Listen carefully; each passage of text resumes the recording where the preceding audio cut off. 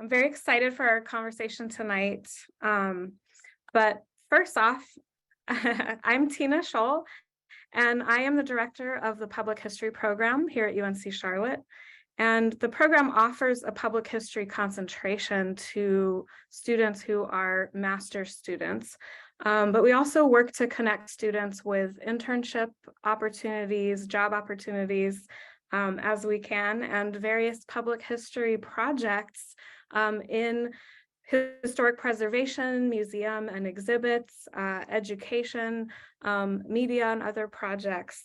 So we have an exciting panel of practitioners and including some alumni from our program. I'm very excited to introduce. I want to jump in and get started so that we can maximize our time of having panelists engaging with students especially. Please feel free to use the chat throughout our discussion to make comments or pose questions, but we will have time at the end for Q&A. So please reserve speaking up or raising your hand to ask a question until we've heard from all the panelists. Let's see, I will now just sharing my screen briefly. That's not the right screen. Hold on. Let's try that again. Here we go. Here we go. I just showing this as a reference as I introduce our amazing panelists. I'm very excited. So our first panelist, we have Dr. Philip J. Merrill, has honorary Doctor of Humane Letters from Eastern Theological Seminary. Dr. Merrill is the founder and CEO of Nanny Jack Co, LLC, an African-American heritage consulting business. In 2018 and 2019, he was part of a two-module Hampton ethnographic and assessment project, which documented the lives of the enslaved and their descendants at the Hampton Plantation in Towson, Maryland. The second module focused on oral history of descendants of the enslaved in Maryland, Pennsylvania, and New Jersey. Merrill is represented by Past Preservers, a talent agency that's headquartered in the UK and specializes in historical and scientific specialists for broadcast television and film. He served for 8 seasons as a Chesapeake Collectibles appraiser on PBS Maryland Public Television, and for 6 seasons as a PBS Antiques Roadshow appraiser as the Black Americana specialist. He was a producer, lead historian, and content provider for Tell Me More and Then Some, a film about the history of jazz music in Baltimore. He also served as a consultant with the Living Classrooms Foundation on the film Black Maritime Legacy, Past, Present, and Future, produced by Harborcraft Films. He's the author of The Art of Collecting Black Memorabilia, Black America Series Baltimore, the editor of the World War II Black Regiment that built the Alaska Military Highway, and Images of America, Old West Baltimore. His Old West Baltimore book received the 2021 Baltimore City Historical Society's History Honors Award. In 2013, Merrill's oral history was archived in the Library of Congress by history makers for his accomplishments as an African-American business and education leader. In addition, the documentary short, Black Medical Pioneers, The Life and Legacy of Dr. George Kennard, was accepted at the inaugural Johns Hopkins Racism in Medicine Conference. His company recently curated an exhibit, Division and Unity, the Story of Central West Baltimore, for the grand opening of Baltimore Unity Hall. Merrill was also the closing keynote speaker for the Pennsylvania Downtown Center's 35th Annual Conference in June of 2022. Currently, the company is consulting with Groove Productions on the documentary Moonchild, the life and career of Yusuf Salim, about the Baltimore-born jazz pianist formerly known as Joseph O. Blair. His forthcoming book from Arcadia Publishing, Images of America, Baltimore, and the Civil Rights Movement, is forthcoming in 2023. Philip Merrill is also the host of the Artifactual Journey podcast and is an expert contributor for Mysteries of the Abandoned Hidden America, which is on the Discovery Channel. Our next panelist is Nicole Moore. Nicole is a director of education at the National Center for Civil and Human Rights in Atlanta. Nicole is a public historian and consultant with over 10 years of museum experience, including interpreting the lives of the enslaved, bridging the gap between first and third person interpretation for all age groups. Nicole has conducted training sessions at historic sites across the Southeast. Workshop topics have included best practices for interpreting enslavement and the impact of race and identity on visitor learning. She's also consulted with historic sites on the development and implementation of interpretive plans and serves as a programmatic partner with the Homage exhibit, a collection of over 600 artifacts from the private collection of Nia Morris McAdoo. Nicole is the director of education at the National Center for Civil Rights, where she is leading a multi-year expansion of educational content developed by and for the center, engaging audience that range from K through 12 to Fortune 500 C-suite executives and professional sports teams. Nicole urges groups to seek ways to protect the civil and human rights of all. Nicole is also the board secretary for the Slave Dwelling Project, a past board member and active member of the National Council on Public History, and an active member of the American Association for State and Local History. Her publications include chapters for interpreting slavery and interpreting the Civil War for museums and historic sites, as well as a chapter in Radical Roots, Public History and a Tradition of Social Justice Activism. Nicole's also proud Charlotte 49er, woohoo, and received her BA in psychology and MA in history with a concentration in public history from UNC Charlotte. Our next two panelists, we have Dr. Keri Peterson, who's the Senior Director of History and Exhibits at the Levine Museum of the New South here in Charlotte. She's an academic and public historian who specializes in North Carolina history, with a particular focus on African-American history in the Piedmont. Peterson formerly held appointments as assistant professor of history and coordinator of the history program at Johnson C. Smith University, and the Willoughby Player Endowed Professor and Chair of the Department of Humanities at Bennett College in Greensboro. She holds a PhD in US history with a minor in Atlantic World from UNC Greensboro and an MA in public history from NC State. Dr. Peterson has a range of public history experience, including archivist, records manager, and exhibition curator for the North Carolina Railroad Company, and exhibition researcher at the North Carolina Museum of History. She's a recipient of several research awards and fellowships from organizations such as the Institute for the Study of Modern Day Slavery, Gilder Lehrman Center for the Study of Slavery, Resistance, and Abolition at Yale University, and the National Park Service, National Humanities Center, Humanities Action Lab, and the United Negro College Fund. She's currently revising her dissertation, The North Carolina Railroad, Industrial Slavery, and the Economic Development of North Carolina for publication, and serving as a community partner on Mecklenburg County's historic Latta Place Reimagined project.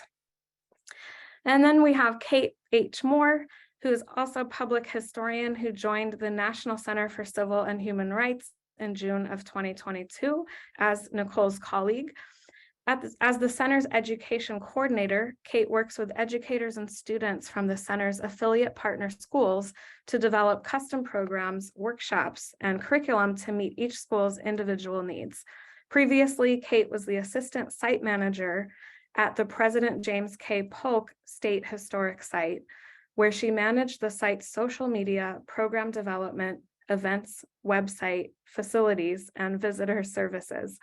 She obtained both her BA in history and MA in history from UNC Charlotte, and with a minor in women's and gender studies. And outside of her work at NCCHR, Kate is also the digital coordinator for the Southeastern Museum Conference's Equity and Inclusion Action Team, and is in the final stages of creating a digital exhibit for the President Polk site that illuminates the stories and lives of some of the people enslaved by the Polk family. And so just wanted to give proper introduction to the range of things that public historians are doing. And I think that this discussion will be so fruitful for kind of expanding the definition of public history and the kind of range of things that people can do. So without further ado, I'm going to pass it off to our first panelist, Philip J. Merrill. And I'm going to ask the panelists not only just introduce themselves for a few minutes, but answer the question of what drew you to study public history and as a discipline, but also to work in the field. So, Dr. Merrill,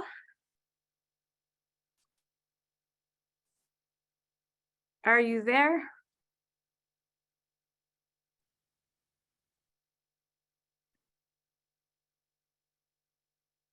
You're muted. Can you hear me now? Yes. Okay, thank you. It's a pleasure to be here.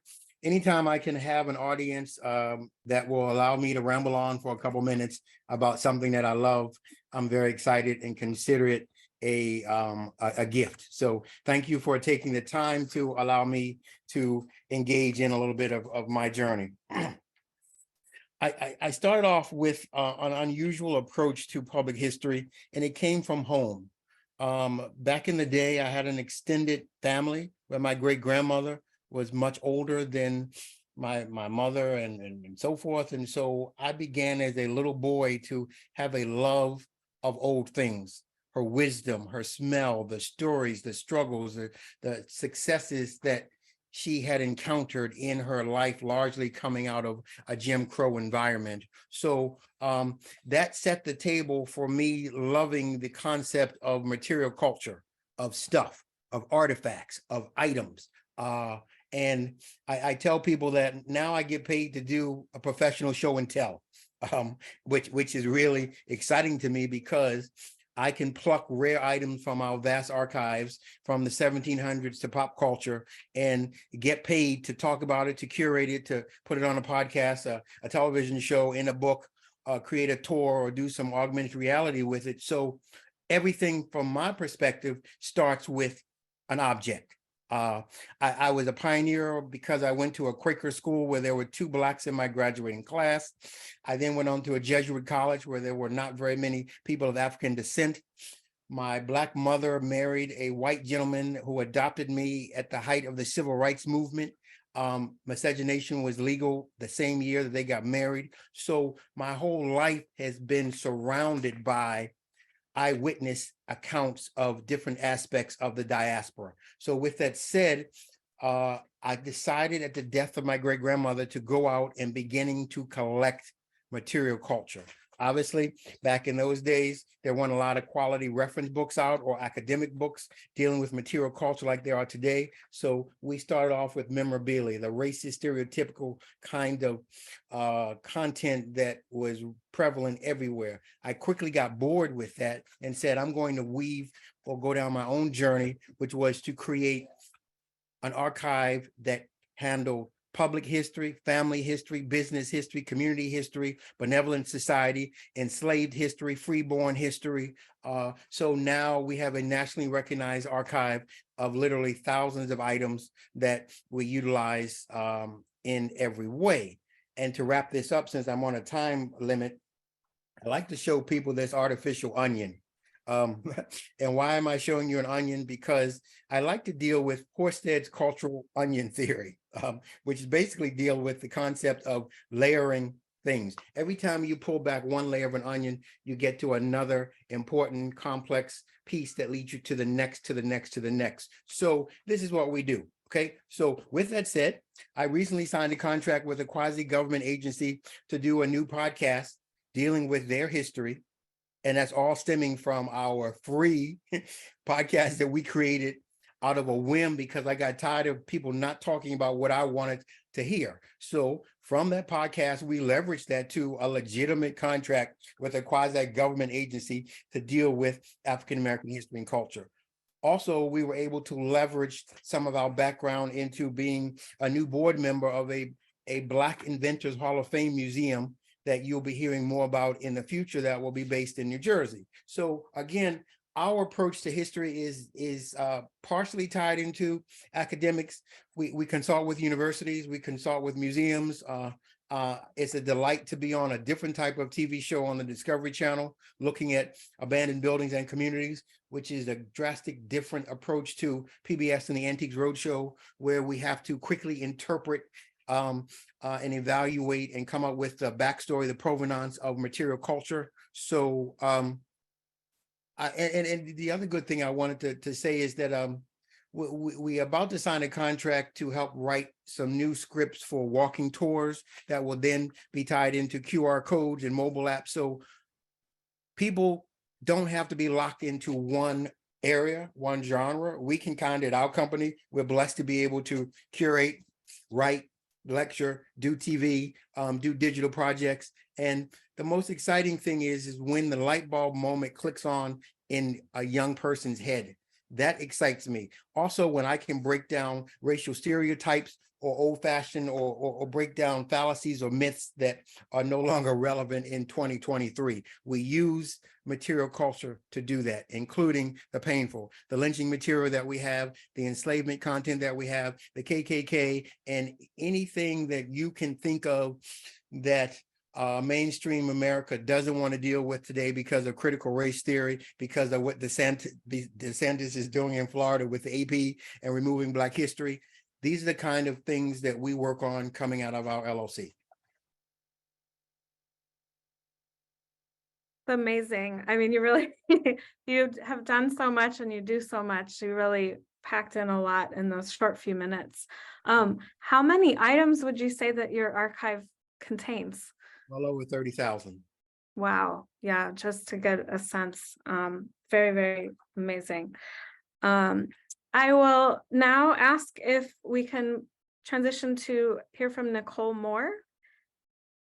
Yeah. Hey, y'all. Can y'all hear me? Hello. Okay, cool. All right, I can hear you. So my name is Nicole Moore. I'm a public historian, like I said. I am a very proud graduate of UNC Charlotte, double time, but particularly with the public history concentration. How I got into that was from Dr. Karen Cox. I had taken her classes in undergrad, and I was like, this is pretty neat. And she was like, you know what, you would probably enjoy being a public historian. And at that point, the program was still fairly new. So I enrolled and I loved it. I found my passion there. I found that I can take a lot of the density that is history and then make it digestible, make it something that people can enjoy instead of saying that was boring and it put me to sleep. I've been able to really get folks interested in history, and that's through public history. So the field that I work in, though, that took a little bit more time. I've always had teachers tell me I should do Black history because I was Black.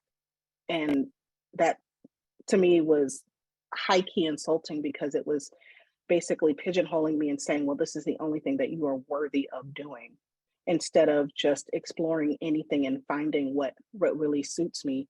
But I started, it was Dr. John Flowers. We did a digital history course, and the project was, I need y'all to just find something about history online and make a project out of it. And for the first time, I had a professor not telling me what I needed to actually narrow in on, but instead like open up the world. And I was like, how do sites talk about slavery? How is this being presented to the public? And I realized that a lot of historic sites weren't really doing that much. The bar was Colonial Williamsburg, and that was about it. And so my master's thesis was at LATA. I focused on how they were doing interpretation. I focused on the field abroad, how we were all doing this interpretation, and realized that there were some lacking pockets. And so that led me into thinking, well, here's an issue. What can be the solution? I like being in the background, but I realized that I couldn't actually I couldn't fix the problem if I didn't know what it felt like and what it was. So I started as an interpreter at Historic Brattonsville. I had been helping them really kind of expand it so that it wasn't just the one Black interpreter doing all of the work, and instead making sure that as a site that does third person, everybody was knowledgeable about the history and able to share it. I've flipped that into consulting with numerous sites. I just got back from Fredericksburg yesterday because I was with the George Washington Foundation doing a training for them on difficult histories. And I do all of this while the 9 to 5 is working at the National Center for Civil and Rights as a director of education. So I'm able to kind of take all of these passions that I have with history, getting into the nitty gritty of what everybody likes to call painful histories or difficult histories, but I just call it history because it's what it is. And really getting people to think differently, open their eyes to things that might cause them discomfort, but then investigate and interrogate why that's happening. Because if you feel too good about something, then you're not learning and growing. And so particularly with enslavement, with civil rights, and we are about to exhibit Without Sanctuary as part of our permanent collection, really gearing up for that, I've had the opportunity to really use my skills as a public historian to change how we're thinking about history, how we're talking about it, and how we engage it with the public. I still do some interpretation with Joe McGill, the Slave Dwelling Project. So I'm still keeping my roots fresh in terms of what it means to engage with visitors in a costume interpretation and doing this work to help students, teachers, and the general public just really embrace history for all of its warts and to help us grow from it. Wouldn't have been able to do that though without the public history program at Charlotte, giving me the skill set to actually step into this field and then to really carve my own way out and create not just a career path, but I would like to say a pretty solid national reputation of being one of the subject matter experts in the interpretation of enslavement. Absolutely. Here, I'm over here giving you shine, but I really appreciate the love you have for our program. But yeah. Always. Oh, thank you. I'd love to hear more about the Without Sanctuary exhibit, but maybe if we don't get to it, maybe off screen. But thank you so much. It's really exciting work. I'll now turn it to Dr. Keri Peterson. Hi, everyone. Hello. Thanks so much for having me this evening. This is already like so informative for me, so I hope that all the students are going to get a lot out of it too. As Dr. Scholl said, I am currently at the Levine Museum of the New South, but what drew me to study public history and to work in this field, wow, it's been kind of a wild ride, but I'll try to narrow it down. Like Dr. Merrill, it was a grandparent that really kind of, supported my interest in history in every way that she could. I think she was just excited to have one of her grandchildren share something, that she was interested in as well. And she just always took me to a lot of quirky museums, we used back in the day when I was in public history master's program a long time ago, we used to talk about these exhibits that was just stuffed with labels. There weren't any themes or connections or frames. It was just like this magical place full of stuff, so fall in love with the old stuff, of course, and still interested in it. But I didn't understand it, as material culture and how much there was that could be learned from one artifact, and then grouping them together, you could learn even more. So my interest just kind of grew over time. And as a history major at NC State, I met one of your faculty members there at UNC Charlotte, Dr. John David Smith. He was the director of my program at State before he went to UNC Charlotte. And, I just took a lot of his courses. Honestly, I didn't even know what graduate school was back then. It was just an undergrad in history. And he just said, well, why don't you consider public history? And I was like, well, what is that? He's like, museums. I was like, well, that's really why I'm here. I love museums. And so I was really kind of under his arm for about 6 years there, under his wing. And so that's really what drew me in, all the possibilities, all the wonderful faculty members. Plus I was in Raleigh, so I had opportunities to be at the State Museum, to go to exhibits at the Museum of Art as well. And then I realized that I didn't just love the artifacts and the history, but I'm mostly fascinated by the framing of the information and all the different ways that the information can be presented. And that's, to me, where it really intersects with educating the public and how you get people's attention and maybe get them interested in something that, you know, they heard history and they heard, oh, boring, you know, and tuned out. And so I'm really fascinated about how information is put together, how it's framed. And then, you know, I started my internship in my MA program at the North Carolina Railroad Company. Even though I had concentrated in museum studies, suddenly I found myself starting an archives program for a 150-year-old corporation.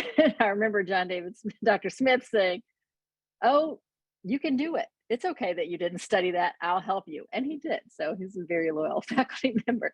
And so, you know, I just found my way. And I found that a lot in public history jobs, in that there's a lot of opportunity for you to come in and find your way. You know, the field is very generous. I've met very generous people everywhere that I have been, have shared their time and expertise. And it's a much more creative sometimes than academic history is. And that's really exciting. So when I was at the North Carolina Railroad Company, they wanted a corporate exhibit about the company's history in North Carolina. And I, you know, worked through that with a board committee. You know, all the layers that you have to go through to produce an exhibit can be really frustrating sometimes. And they did not want to include the history of enslavement in their exhibit, although the railroad was built by enslaved men, over 1,000 of them. So I started thinking about how I was going to leave the company and how I was going to do this research. And so that led me into another area of public history where you can really engage with the untold, the stories that have not just been marginalized, but frankly just squashed and hidden. So working with the quasi-government agency, to use Dr. Merrill's words, and just saw that happening right in front of my face, you know, on a daily basis. So that led me back to academic history and to getting a PhD in history and teaching, so that I could get this research done and put it out there. And now coming back into the public history world, I feel very grateful for one, and now I can put all those things together, you know, really engaging again. And, you know, how do we frame this information? What stories are we going to tell? What voices are we going to center? And being at the Levine is a great place for that, because it already has somewhat of a social justice and activism built into its mission, and get that kind of support to tell those stories that have been pushed under by the powers that be. That's wonderful. I really love how you said engaging with the untold. The public history really offers a lot of space for that. So thank you. And next we have Kate H. Moore, also at the National Center for Civil and Human Rights. Hello. No relation. Nicole did hire me, but it's not nepotism. It's just, you know, solidarity for 49ers, right? So as mentioned, I recently moved to the Atlanta area and started working at the National Center. But prior to that, for about 5 years, I was at the President James K. Polk State Historic Site. And that was actually an internship during my master's program. And about a year after I graduated, a position opened up, and it just goes to show the value of an internship. I already knew how things worked. I knew the tour. I knew how to do things there. So I was able to get a position working there, and got a chance to do a lot of different things, which was one of the things that really attracted me to public history. I've always enjoyed talking to people, enjoy hearing and telling stories. And I was definitely, you know, a drama kid. And I think touring, giving public tours really aligns with that. whenever I would have a new employee or student or intern who had any kind of drama or public speaking background, you knew they were probably going to be pretty good to go as far as giving tours of the historic site.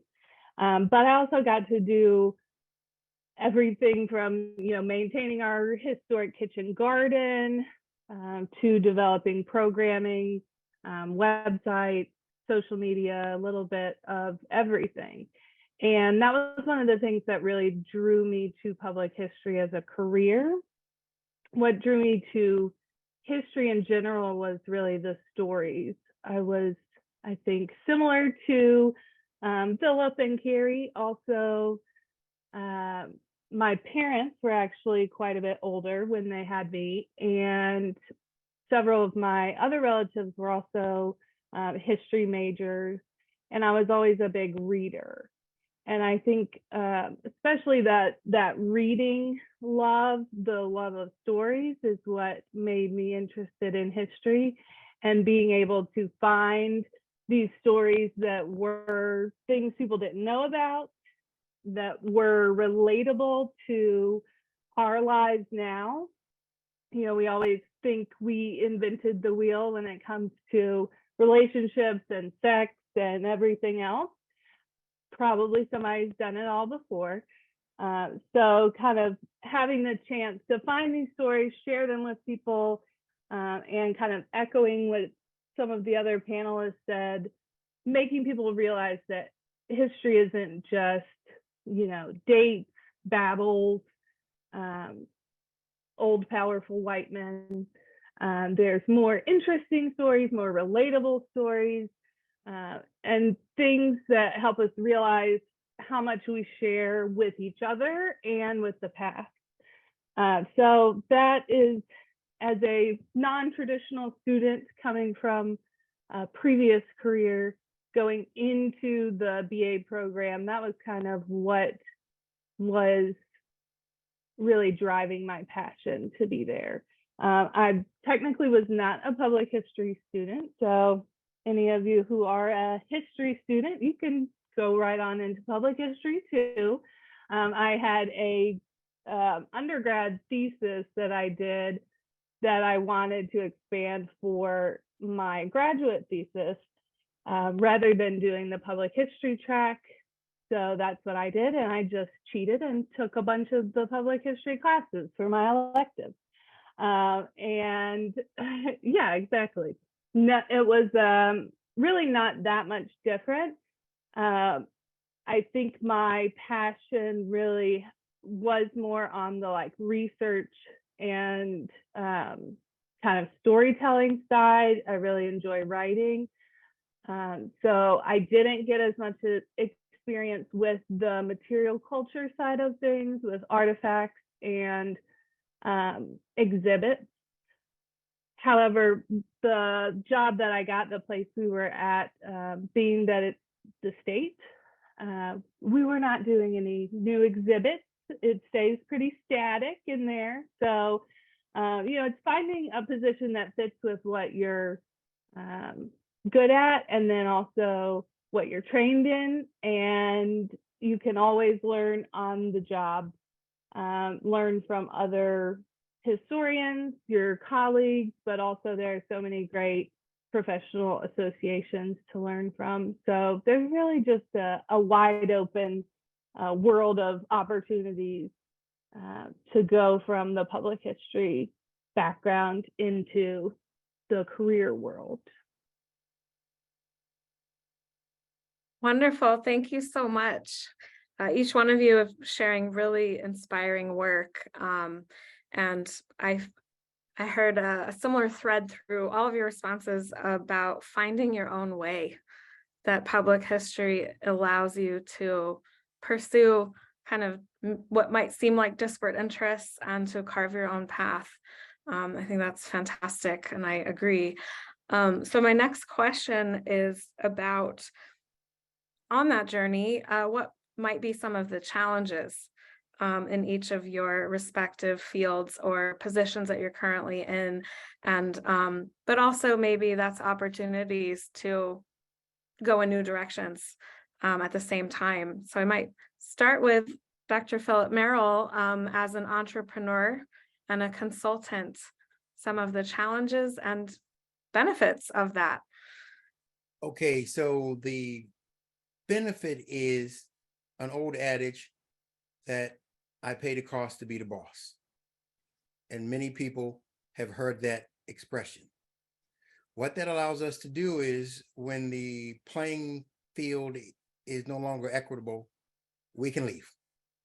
That doesn't mean that we're quitters or that we're cowards, but we're not stuck in the tenure track. We're not stuck in a department where the chair or some adjunct is going at each other. We choose who we consult with. We were a leading consultant at a HBCU that received a large NEH grant. It was tied into global heritage and legacy. Many of the professors felt threatened and intimidated by our work, including the president of the university. The head of the library was amazed that we knew more about their special collections archives than they did. And we ultimately helped to put them on the map in a positive way, but the systemic blockages from the academy couldn't grasp the opportunity that we were providing to them as a consultant that came with our own archive of rare photographs from the antebellum era, rare books, and able to interpret and connect and research and look at intersectionality and look at it from a interdisciplinary approach where the tired professors that had been there, they were doing horrific work. The students even shared that with us. So I'm trying to say that as an independent consultant, sometimes you get mistreated in a different way than the folks that are within the department at an institution of higher learning. Now, the reverse of that, the good part of that is we did such a good job that they continue to find money for us to go from a paid intern to 5 academic interns that was funded under the Title III initiative. And we ended up taking them for their first ever conference presentation at a sala. So we were breaking ground at an institution in a way that the professor should have been doing all along. So as an independent, you have to be extra confident, extra passion, and your research and authenticity has to be on point because everyone is coming at you. Everyone is coming at you. And how dare you know more about some enslaved person that attended Lincoln University and the way they got admitted is because they showed the whelps on their back. That kind of material is hidden deep in the archives. It needs to come out. When we go somewhere, our job is to uncover, bring to light, and tell the truth. Sugarcoating is what America was built on, and it's time that we get away from that. So there you have it. Thank you. So much truth there. Thank you so much. I will ask Dr. Peterson to maybe talk about museum work within an institution and maybe some of the challenges there, but also some of the opportunities and flexibilities that you've maybe been granted. You're new in this role after having taught for quite some time. Yeah, that's true. So I've been teaching the last close to 15 years, but still contributing, still doing public history work, finding projects, finding funding for projects for students, undergrads in particular, and working with them to try to show them all the possibilities, for careers in history, and really get in and work along with them, letting them learn through hands-on experiences instead of lecturing. And that's been a great part of my teaching as well. But challenges, well, there's a lot, And so currently at the Levine Museum, we have a lot of exciting challenges. That doesn't mean we know how to meet them, so there is a certain amount of throwing the spaghetti at the proverbial wall, to see. But it's exciting in that getting to test stuff out, and then have a debrief with a team to see, what went well, what didn't go well, how could we improve upon things. So to be more specific, if you haven't been following the Levine Museum, after being in Charlotte for 20 plus years, sold its building on 7th Street earlier this year in March, moved out, dismantled its at one point very fine core exhibit, and turned into this museum without walls. Okay, that sounds great. It's not as easy to parse, what does that mean and what do we do now? But it's coming along. I don't want to give a negative perception, but it's a lot of experimenting. And so this is the first museum I've ever worked at where we work on teams. When before everything was a lot more traditional, where you have like a collections department and a curation department and education department, the registrar for the collections, everything was kind of separate. At the Levine Museum, we work on teams. So education team, programs team, exhibits team, and we try to make decisions as a team. So it's refreshing in that there's a lot of diversity of voices and perspectives, where everyone's not a historian and people have different expertise. Sorry, my allergies. And it's challenging in that you can't come in as the history professor or subject matter specialist and say it's going to be this way, right? You have to be able to listen and collaborate, and sometimes have to take a risk, and go against. Say, well, we're going to try it this way this time, but we are going to reevaluate afterwards. In every museum, this one included, there's always challenges of money, funding the projects, funding the museum, funding the staff. There's challenges of just not enough help. When you basically get rid of your museum walls and we say we're going to be out in the community collecting stories, helping people tell their own stories, that means we have to find a space to have every single museum program that we offer. And in February, we have averaging more than one a week planned for February. And we don't have a space to invite people to. But the size of the staff hasn't really increased. So there's a lot of challenges. You got to be willing to put in a lot of hours, have a lot of energy, keep it going.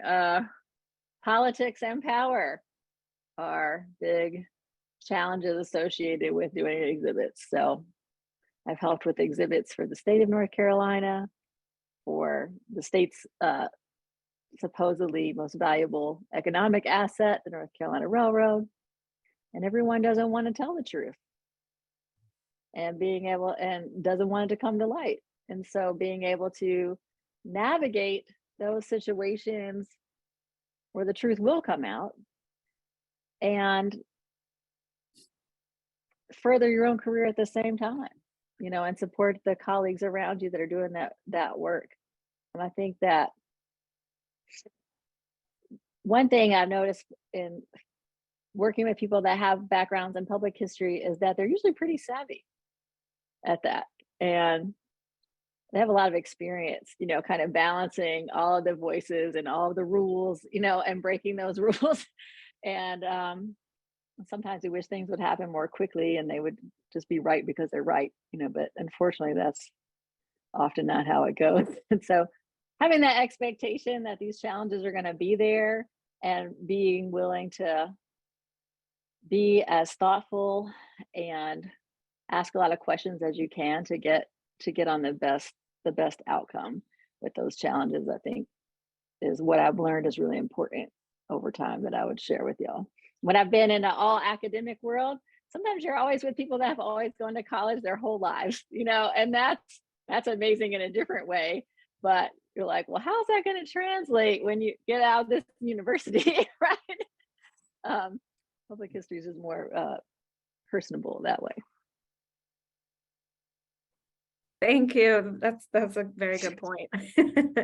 And whatever type of institution we might be practicing public history within or with, the politics and power, I think that sums it up, and just navigating that landscape. But it's great to hear that there is space for experimentation, and finding your own way, in your role. So thank you so much. I know that Nicole has also worked on exhibits, and Kate as well, but I want to pass it to them, maybe Nicole first, to talk about also the educational aspect, and maybe some of the challenges or opportunities, including working with students. I would say the biggest challenge that I face is that I'm not a classroom educator. I'm not a formal educator. I am not a teacher in the traditional sense. And so when people hear education, they assume that, well, you're a teacher or you can create all of these things. And I'm just like, that's not my background. That's not my training. My training is taking information and educating in a different format. And so one of the challenges is really getting people to understand that aspect of it. But then the opportunity is schools and districts look to us to enhance what they're learning in the classroom and bringing that to life. And so that's a really good opportunity because I'm not tied to, a lot of my work is dictated by the standards just because we need to make sure that schools will come to us. But I'm not tied to them. So the way that we can present the material and the information is different. And it's exciting for students and it reinforces what they've learned in the classroom in a different way. They'll come to the center for a field trip. And for some students, it's just walking around and, oh, I've heard about this. But then when we're able to actually engage them in dialogue with, what does it mean to be a sit-in participant? What does that feel like? Do you think you could do that? Or what role do you think you would be able to play in movement making? That takes it from just learning about the civil rights movement, which is condensed to Rosa Parks, Martin Luther King, he had a dream and he was killed and then the movement was over, to understanding that the American civil rights movement that they teach of is a very small portion of what civil rights looks like, and it's still ongoing, and it goes as far back as enslavement. So when they're able to kind of open their minds to that, then to me, that's my education. But I think one of the other bigger challenges in the field that I faced is that because I don't have a doctorate, sometimes people will not take me seriously, or that I'm not worthy of being in their space. And I'm a professional petty person. I'm professionally petty, so I can show you better than I can tell you. And so what I've been able to do is to silence some of those folks who don't deem me worthy is, well, I'm gonna let my work speak for itself. I'm gonna let my publications speak for themselves. You don't have to like me, you don't even have to respect me, but you will acknowledge my presence in this field because you can't avoid it. And I think that has helped me. And then talking to people who are like, a doctorate would be good for you, would be cute, but you don't need it. You're doing the work. And I think the work is what matters. And so it's been one of those challenges was getting over that feeling not worthy, just because I have a master's degree. But what I've been able to do in the span of me being out of grad school to today surpasses some of the things that folks with doctorates have. And so it'd be great if somebody gave me one, because I don't feel like going back to school. I think Robinette just cleared all of my student loans, I think. So I'm trying to just enjoy what I've been able to do for myself in this field and as a career. And again, it's a commercial for UNC Charlotte because I wouldn't have had that opportunity and that comfort in knowing that public history matters in such a way without the support of my professors, without the support of the program. Like it is what it is. But I feel like those have been opportunities to say, you don't have, being in history and being in public history doesn't look a certain way. I tell people all the time, public history is everywhere and we just have to seek the opportunities and engage people in a way that makes sense for them. I love that. Thank you so much. And this is a really helpful discussion as, a lot of our students kind of are considering, do I pursue a PhD or not? And, you know, is that a path worth taking? And in the field of public history, it is very mixed that way. And so thank you for sharing, you know, your experience around that. It's very real. And I think there are really no wrong paths, though, as you were saying. So thank you. And Kate. Yeah, so I think for me, I'll kind of speak to coming from state employment and just generally kind of with the field at large. I think one of the biggest challenges is really finding the balance between your passion for this subject and for this career and your boundaries between, you know, how you can keep your mental and physical health well, because your financial health probably won't be great. So you need to figure out, you know, it's the cliche is, oh, we do it because we love it, which is why. It's definitely not the paycheck. So you need to figure out how much is too much, how much are you putting in versus what you're getting back. One of the things that I mentioned I really loved and what drew me to public history was being able to do a bunch of different things, you know, every day kind of being a little bit different. But that also meant where I was at for a bulk of the time that I was there, it was either 2 or 3 full-time employees.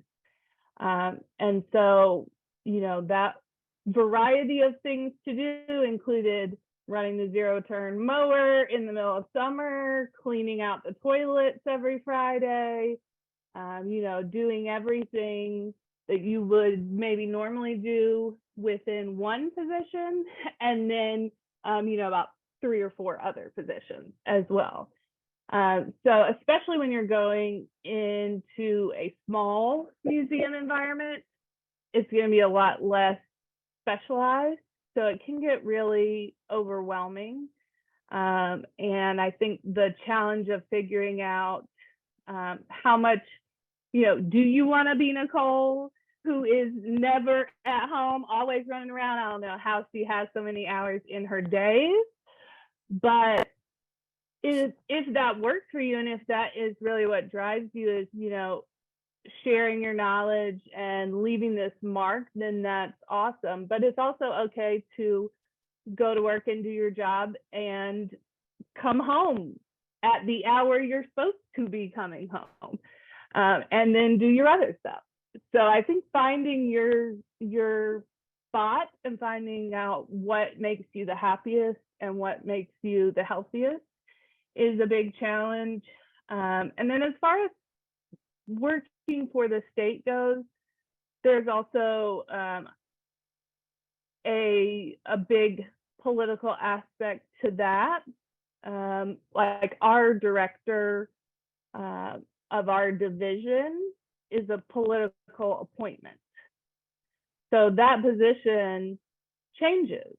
So when I started, we had someone who was very old school, an older white pastor who, you know, had very conservative views on, you know, things that don't even seem very political, like we couldn't have any Halloween related events because that was not of the Lord, right? So there was that phase. And then we got a new director who was much more an actual person from the kind of museum humanities field, very in touch with the profession where people were at large, and really pushed for a lot of changes. And sometimes in those time periods, you don't know how long that person is going to be in charge. So sometimes there is a big push to like, okay, we got to do this now. We got to get this new exhibit, this new website, this new program, this new site, whatever, done before someone who's going to tell us no is in charge. So sometimes there can be, politics can affect the job in interesting ways, kind of what you're doing and how much of what you're doing.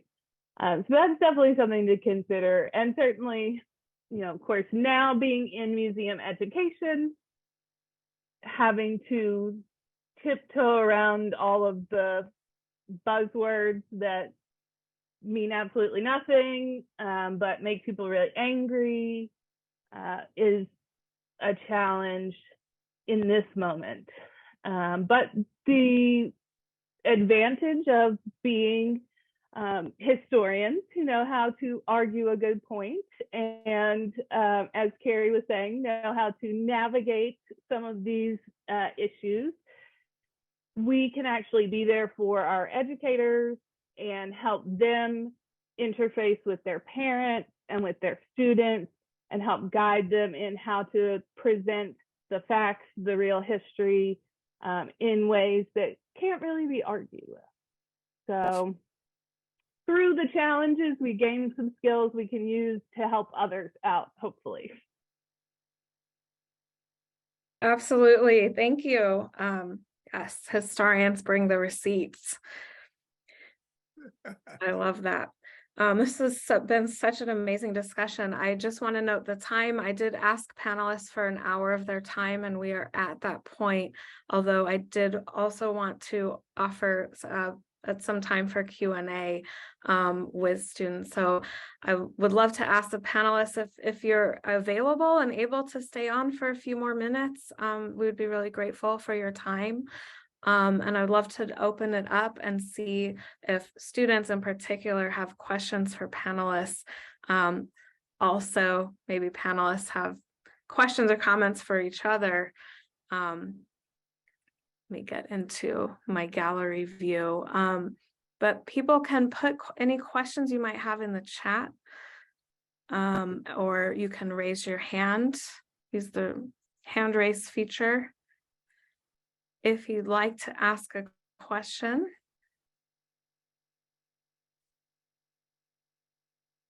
All right, we have Alex. Hi, Go ahead everyone. and unmute yourself. Yeah. Yeah, hi, I'm from the History Master's program.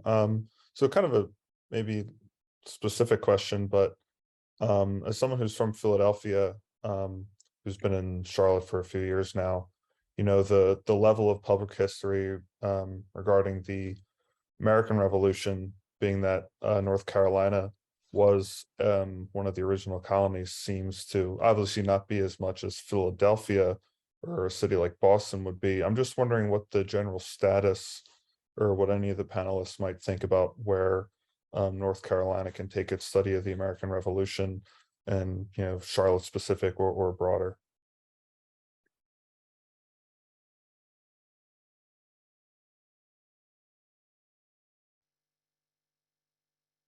I will say that I think there are some connections, and I think a lot more connections to the Revolution than to the Civil War.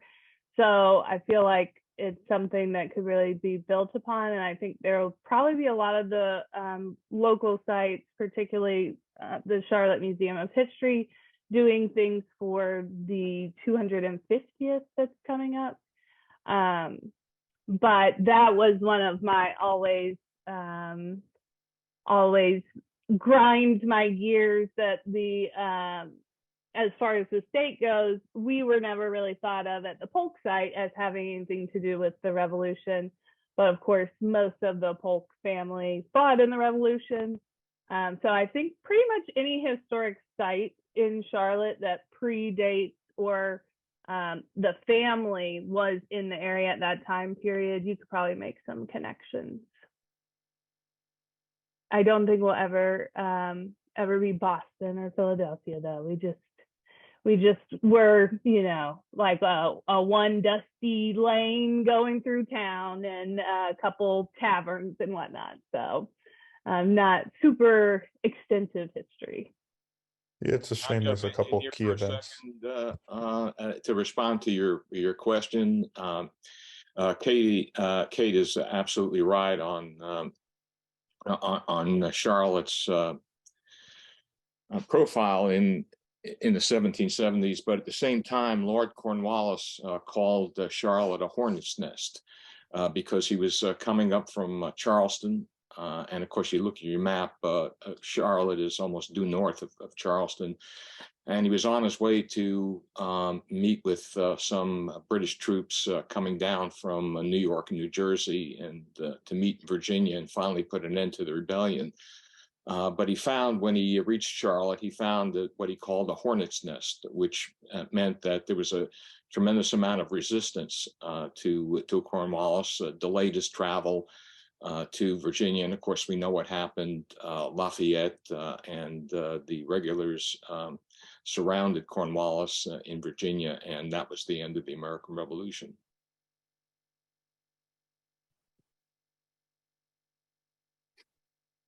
Thank you. Yeah, thank you. We have Amy.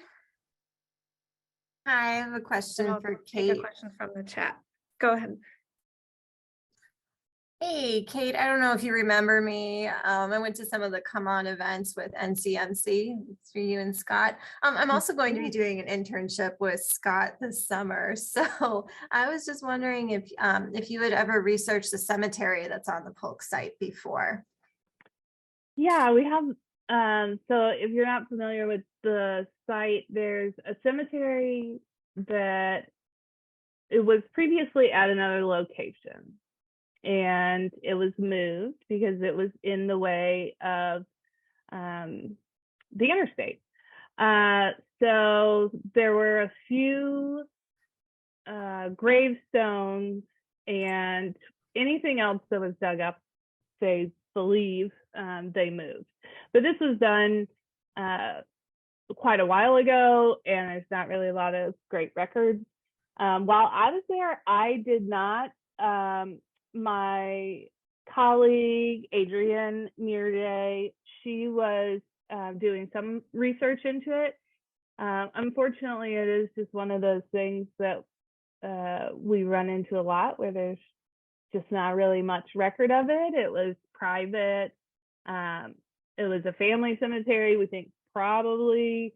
So there's not really a lot out there, which, being my focus in history was that kind of time period, the late 18th century into the 19th century. So a problem we're pretty used to.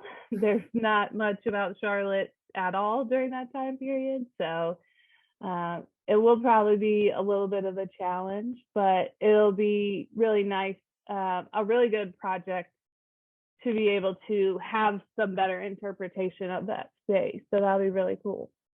Thanks. Yeah. Thank you. And speaking of projects, one student asked for a link to Philip Merrill's podcast, which we have put in the chat. Thank you, Dr. Fratt. I think we're providing that link. Also, one of the questions that I had planned to ask and was posed by Katie Cordell in the chat is, are there any projects, so maybe quickly go around to each of you panelists, any projects in particular or a reading that was particularly inspiring? It could be your own or one that you've worked with or that has just inspired you that you might recommend to us to check out. Go ahead. And if panelists can also put them in the chat, but you can also just kind of popcorn.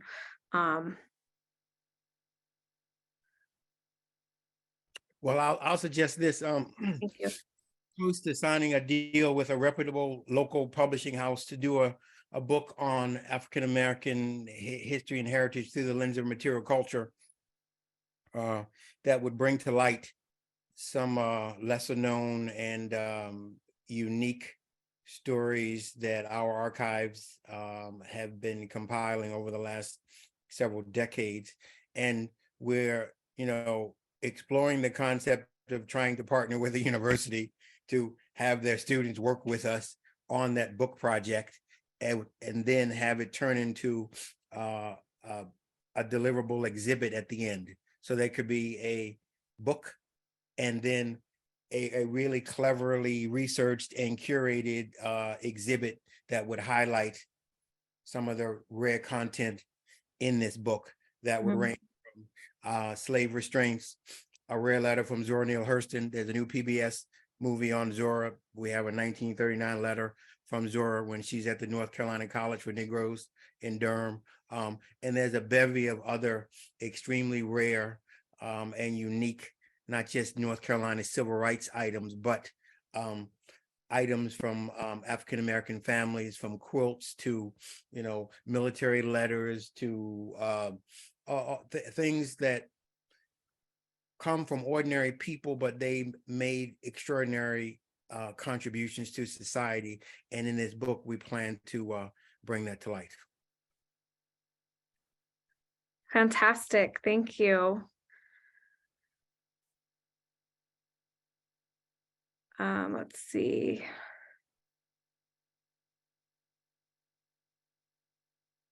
I would love to Yeah, go ahead. talk about a project for a minute. Yeah, Thanks. of course.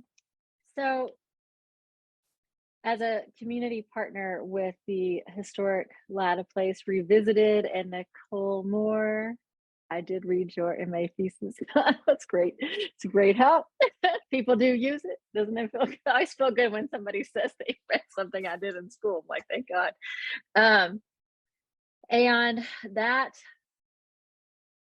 has really kicked off a lot of initiatives. So there's just one, as students, I thought you might want to be aware of that, Mecklenburg County owns Latta Place and is directing the Revisited project. And there are many dates in February, March, April, and into May of 2 initiatives. And you can just go to Mecklenburg County Parks and Rec and get the dates. One program is called Untold Stories of Mecklenburg County. And it actually works with the senior center programs at the rec centers throughout the county, where people can go in and talk with the senior citizens of our communities all around all parts of Charlotte and the county, and work with the county to collect those stories. They really do need help, interested help, to make this a successful initiative. And I could see that being a great graduate project. And then the other programs are community listening sessions.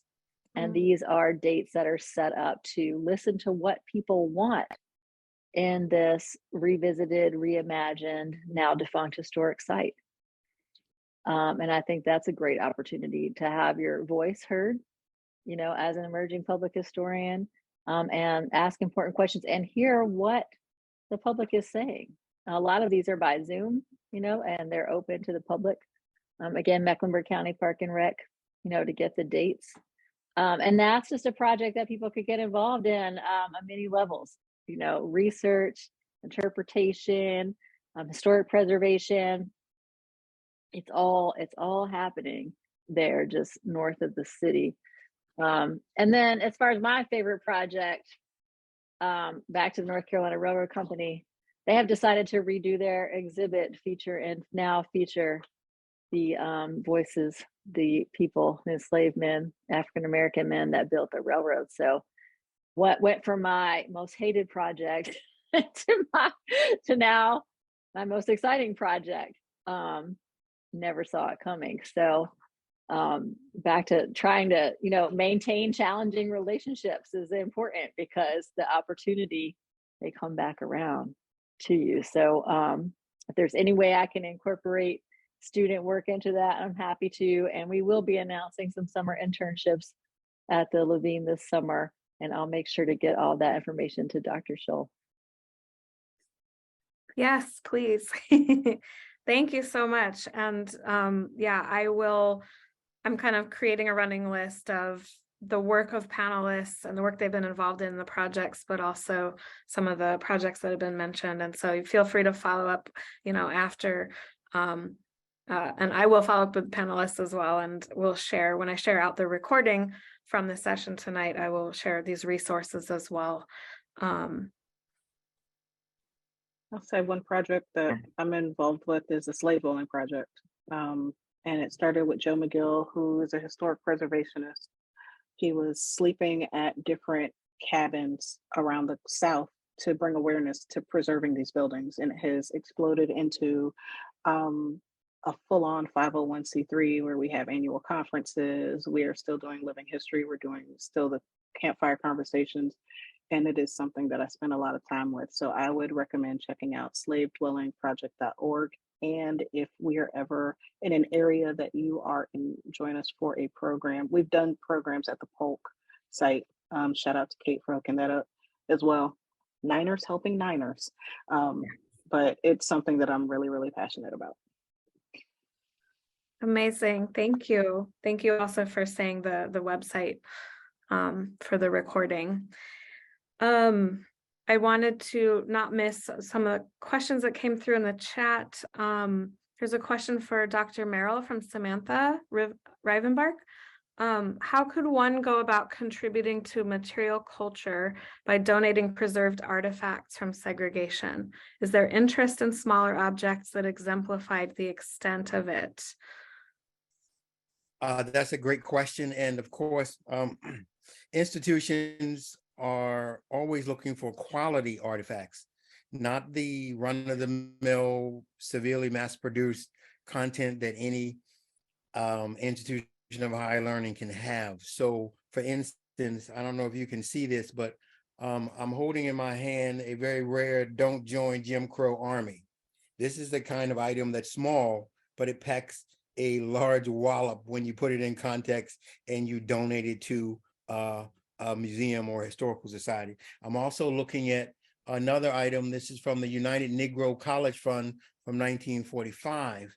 And what most people don't realize is that William J. Trent from Livingstone College was one of the founders of this organization, along with Mary McLeod Bethune and Frederick D. Patterson of now Tuskegee University. So yes, smaller items can be a great parcel to pop into the larger puzzle that institutions are trying to create when you're getting into a deeper and more complex interpretation of the civil rights movement and moving away from Martin Luther King Jr., Rosa Parks, and Malcolm X, and the usual, I call them the usual suspects, that God bless them for their activity, but it's high time we uncover and tell some other stories.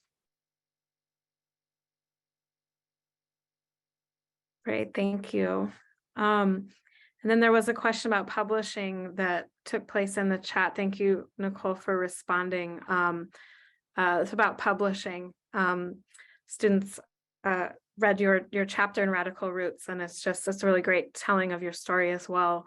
So thank you, Nicole, for sharing that with us. And yeah, what are are there barriers to publication without a PhD, and or what's helpful? And Nicole had responded that she started a blog post talking about my experiences doing interpretation, and that kind of caught the attention of other historians that recommended to other projects, and that kind of led to other connections and the opportunity to publish, but also presenting at conferences, something that, yeah, I agree. And it's usually very welcoming to students, especially most conference spaces. And so, yeah, just that networking. Thank you. Were there any other questions? Oh, here's one from Alec Slaywich for Dr. Merrill. What advice would you have for newcomers to archives and or incorporating material culture into more traditional historical journal writings and articles? That's another great question. My path has been tied into actual projects that we were consulting with, like at a university, where part of the end product was to publish something. So if you were working, we were working at Lincoln University, we had to publish something for part of that NEH, a grant funded initiative. In another situation, when we were with the National Park Service at the plantation, the ethnographer had a very difficult time not getting us to write, but getting some of the interpreters that were brilliant at interpreting what they had to do at this super large plantation, but to get them to write in some form of academic structure that was going to be passed on to various national park representatives was a real problem. So what I'm saying to you is latch on to projects where you're passionate, you're knowledgeable, and at the end of that project, they need something to be published. That way your name and your writing will indeed be published. The other part of that is we speak at different conferences, and often then there's an opportunity to publish your work at these conferences. And lastly, create your own blog, create your own website, create your own podcast. And trust me, people will begin to recognize your work, your skill set, and it will lead to other situations. Recently, and I want everyone to watch this, PBS is doing a special next month on a Black community in Florida called Pahokee. The film is called Out of the Muck. We consulted with the Southern Documentary Fund as a historian on a panel. Because of that, I'm getting a chance to work with the producer and executive producers of this documentary because of our knowledge of what we shared. So what I'm saying is, don't be ashamed to bang your own drum. And my mother always told me, and she still does, I'm giving you some advice, walk into yourself.